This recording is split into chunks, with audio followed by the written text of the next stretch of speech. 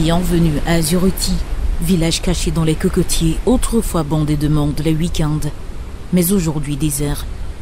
Nous sommes à environ 10 km à l'ouest de Grand-Bassam, première capitale de la Côte d'Ivoire et classée patrimoine mondial de l'UNESCO depuis 2012. Ce samedi matin, les vagues s'abattent sous un vent frais. Sur la plage, des cocotiers en ruine au bord de l'abîme. De longues pirogues peintes en jaune, vert, rouge et filets de pêche sont bloqués sur le sable. La montée des eaux menace plus de 2500 habitants. Azuruti est frappé de plein fouet par l'érosion. Sur la côte, quelques monts de sable ne suffisent pas à freiner l'avancée de la mer. Plus loin, des enfants se jettent dans les vagues qui leur ont tout arraché. Cabron Michel est un fils de la communauté Fanti, essentiellement pêcheur, venu du Ghana voisin et qui s'est installé depuis les années indépendance à Azuruti. L'homme aux cheveux grisonnants accoste avec sa pirogue, comme s'il arrivait sur une simple plage. Mais à peine le pied sur le sable qu'il s'accoude à un vieux morceau de bois planté là comme un repère. Il marque un arrêt, sourcille. Le regard de l'adulte se perd vers le large, qui plusieurs années en arrière lui permettait de nourrir sa famille. L'inquiétude grandit de jour en jour. Michel décrit son monde de pêcheur englouti par les vagues. Avant, on avait poisson, langouste, capitaine, soso. Aujourd'hui, les vagues sont trop. On n'arrive pas à trouver. La mer, quand ça remplit le coin là, on trouve des coins où on peut tirer les pirogues pour déposer. Tout dernièrement, il y a les déchets qui viennent ici, c'est les herbes, ça vient beaucoup. Les trucs en place, les bidons, ça nous empêche aussi de pêcher. Donc aujourd'hui, on n'arrive pas à faire la pêche pour nourrir nos enfants. Le travail ne va pas, c'est pas comme avant.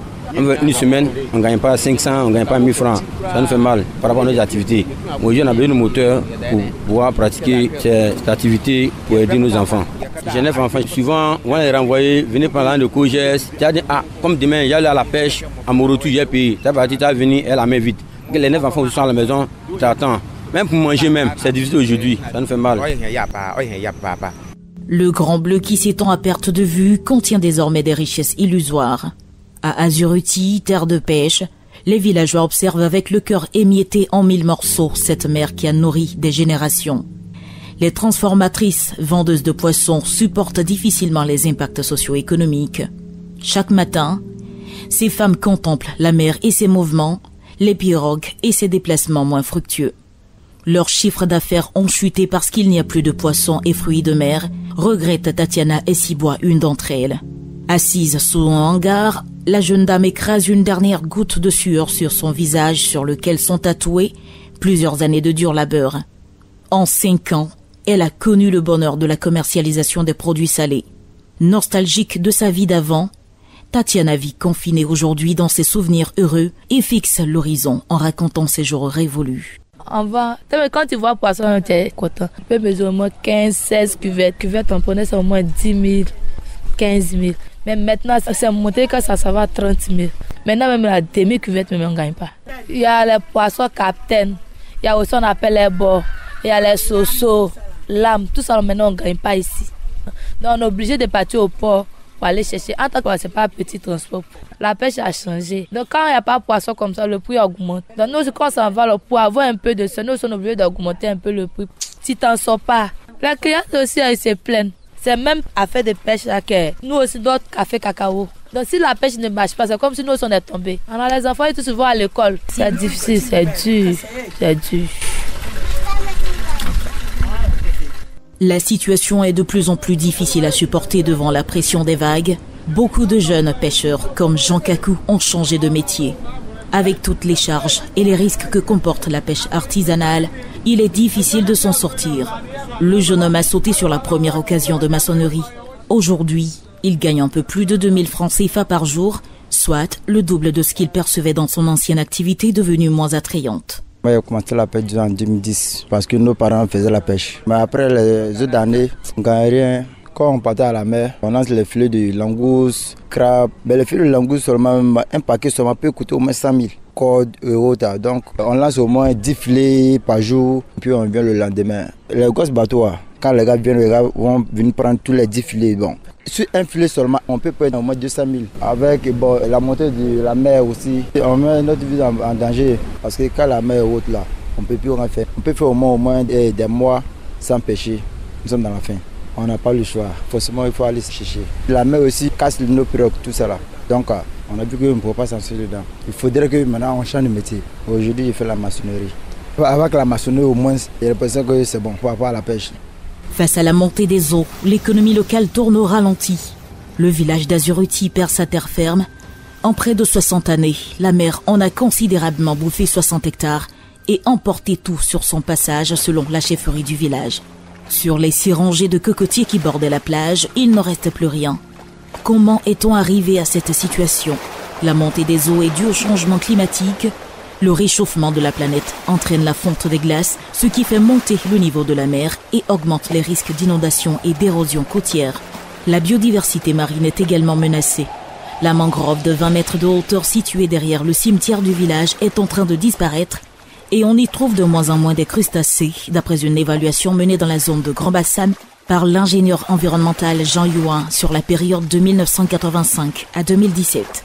Dans l'océan, les tortues marines, qui auparavant sortaient par occasion, ont fui pour laisser place aux bouteilles plastiques, bouchons, tubes de sang, masques, seringues, éponges usagées, paysage de désolation dû à la pollution marine. Et quand frappe la tempête de pluie, la lagune Oladine se joint à la mer pour piéger de nombreuses familles. Quand la période de pluie n'est pas là. Mais à partir du mois d'août, il va pleuvoir dans Komoué là. Maintenant, le temps que la crue va venir, ça veut dire qu'elle va avoir le 7 août, septembre. Non, on dit ça, c'est ici maintenant. Dans une visite guidée, Akessé Crépin, le secrétaire de la chefferie, décrit la situation. Ici, la lagune monte parce qu'il y a la fermeture de l'embouchure naturelle de la Komoué qui s'est faite ici. Lorsque l'érosion côtière a commencé, il y a eu un gros tas de sable qui allait s'emmagasiner à l'embouchure naturelle. Du coup, lorsque la période de crue de la Komoué vient, elle ne peut plus se déverser directement dans la mer, donc elle se reverse dans la lagune Oladine qui baisse le village d'Azuruti. Ça fait une montée d'eau de jusqu'à plus de 50 cm. Les populations en fait sont piégées entre la crue des eaux à partir du mois de septembre jusqu'à octobre. Et puis par l'érosion côtière aussi qui nous menace. Donc c'est-à-dire que le danger vient des deux parts. Quand l'eau là vient là, voilà. Tout ici, tu ne peux pas passer là. De l'autre côté, si on passe ici, tu vas voir. Là c'est 20 non 15. Les effets du changement climatique menacent de plus en plus le mode de vie des habitants. Des inondations, il y en a chaque année et Marie Nyamke en paie les frais depuis près de 20 ans. Elle réside au quartier Fanti situé près de la lagune. Ici, les habitations sont pour la plupart plongées dans des bancs de sable, pour certaines inachevées. À 25 mètres de l'eau se trouve la maison où vit la cinquantenaire et ses 6 enfants. La pièce est froide, la tôle du toit fissurée par l'humidité. L'aspect rudimentaire de l'extérieur cache l'intérieur coquet et confortable, sol carrelé, réfrigérateur et télévision. Mais quand la lagune sort de son lit, c'est en hâte chez son oncle au centre du village que Marie et sa famille s'installent pour y vivre temporairement comme des réfugiés climatiques. En tout cas, pour vivre ici, c'est très difficile, on ne peut pas vivre. L'eau la rentre jusqu'à dans ma chambre. On est obligé de se mélanger pour aller dormir de l'autre côté. Chez mon grand frère, le mois de août, septembre, octobre, là, l'eau blanche, là, ça vient et puis ça prend les maisons. Depuis 20 ans, nous vivons dans l'eau.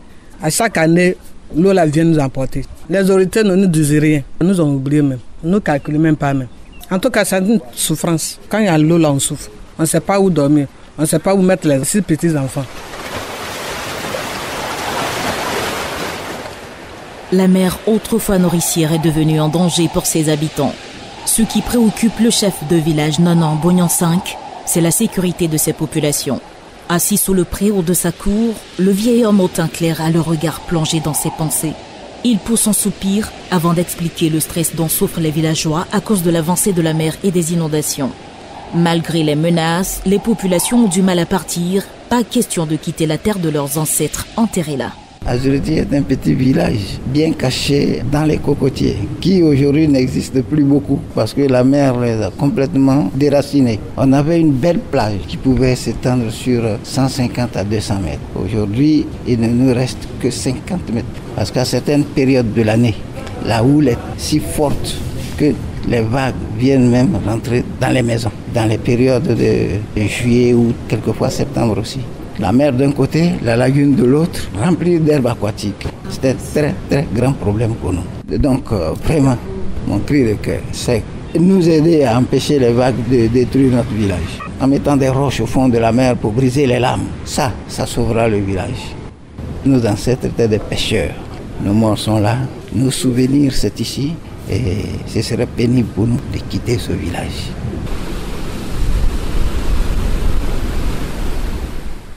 Au-delà des vies brisées, cette dure conséquence de l'érosion a coûté près de 1220 000 milliards de francs CFA à la Côte d'Ivoire en 2017, soit l'équivalent de 4,9% de son PIB. C'est ce que révèle un rapport de la Banque mondiale publié en 2017 qui chiffre en termes économiques les dégâts causés.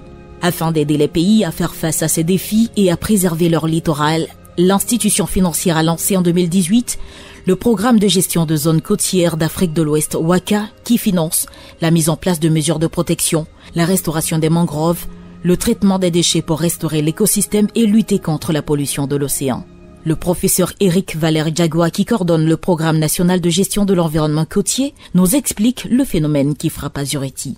Ce qu'il faut savoir, c'est que Azurity est situé entre la lagune Ouladine et l'océan. La lagune Ouladine, d'abord, avec la fermeture de l'embouchure du fleuve Comoé, se comporte un peu comme une lagune fermée, parce qu'il n'y a pas de circulation d'eau. Donc cela va créer un ensablement et qui fait que les herbes vont pousser. La deuxième chose, c'est que nous avons des activités de dragage qui se font dans la zone. Et ce qui est encore plus grave, c'est qu'on ne sait pas exactement quelle est la quantité de sédiments, le sable, si vous voulez, que nous prenons. Ça va donc créer une érosion des berges, ce qui fait qu'on a l'avancée des eaux. Il n'y a même plus de mangroves pour protéger en fait les berges. Tout ça sont des actions qui concourent à aggraver la situation et qui fait craindre un départ du village. La zone n'est pas extensive. Si nous ne gérons pas cette zone de façon durable, avec la population qui augmente, on aura tout ce qui est dégradation que nous voyons.